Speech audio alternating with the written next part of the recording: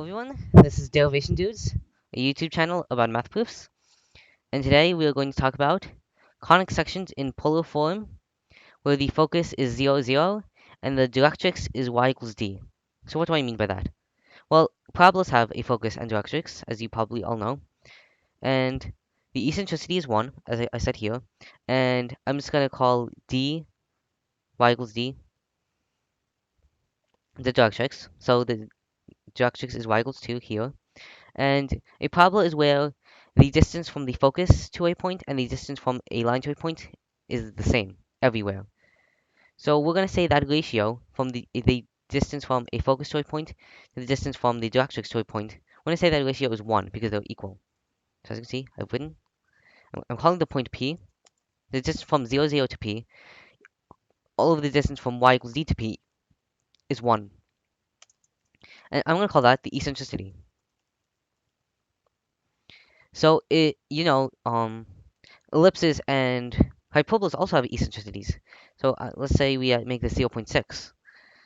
So now we have an ellipse with an eccentricity of 0 0.6 with a directrix. And usually you don't learn about directrixes with ellipses, but ellipses can also be defined with a focus and directrix definition.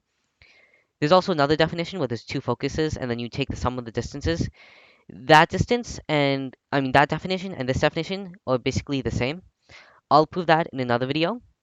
But yeah, so here, the distance from 0, 0 to a point and the distance from y equals z to a point is 0 0.6. So this distance, right there, and that distance, right there, the ratio of those two distances is 0 0.6, and that's true for any point. So like this distance over this distance is 0 0.6. And you can probably see how like this distance is about half of this distance if you visualize it. And that's because 0 0.6 is about 1/2.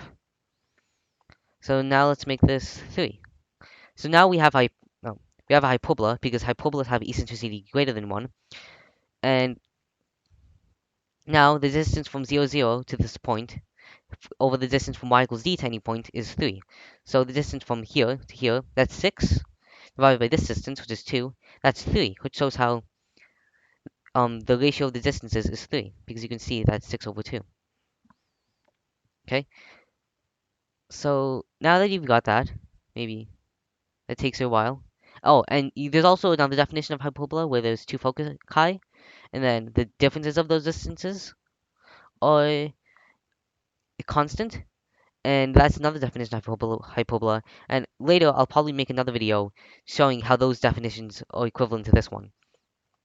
So yeah, so that's how conic sections relative to a focus work. So what are we going to prove in this video?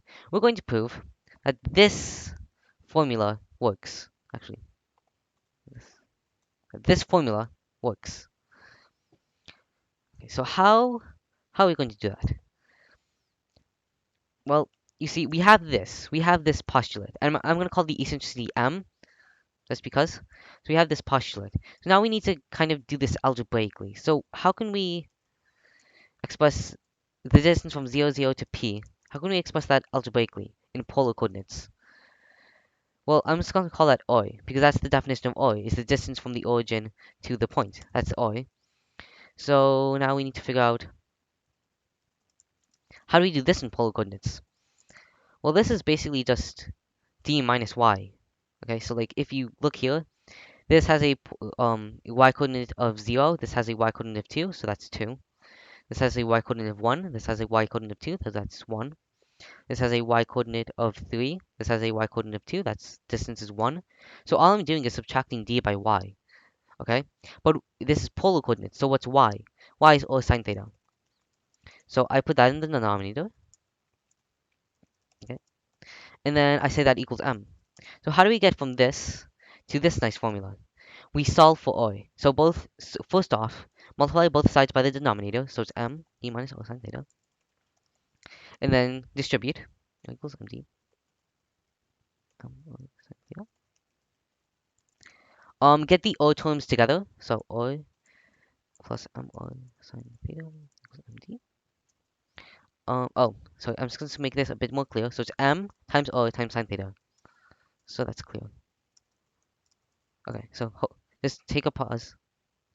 Just try to figure out how I got from here to here. This is just basic algebra. Okay, so I multiply, distribute, add. I'm adding this. Okay, and then factor out an O. Yeah. And then divide. So we get O equals MD all over this thing, which is 1 plus M sine theta. Okay, and then we're done.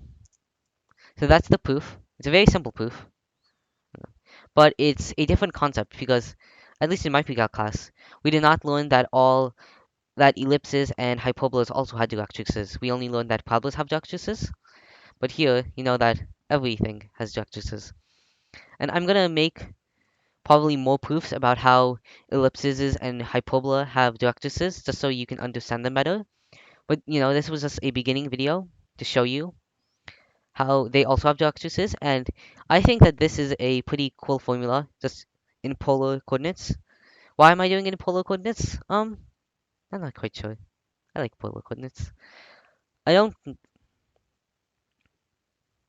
I'm pretty sure it would be more complicated. Wait, it would potentially be more complicated to express it in terms of d in polar. I mean, in rectangular coordinates. I haven't actually done that formula out, but maybe that'll be my next video. Um, Just so you know, there's also another host named Nick Lillis who's going to be making his video sometime. And yeah, so maybe we'll make an introduction video. I don't know. Maybe I'll remake this video if this video doesn't actually turn out that well and it wasn't well explained. But this is just a beginning, just an introduction.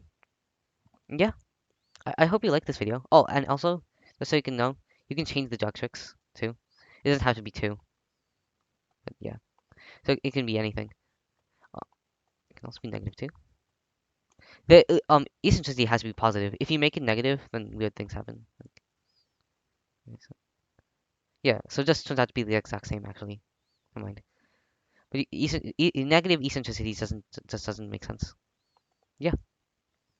So yeah, you can enter these formulas at desmos.com/calculator, and then you can play around with it, and then see how the directrix and focus interacts, and the eccentricity interacts with the conic section. So I think that's cool too. So yeah.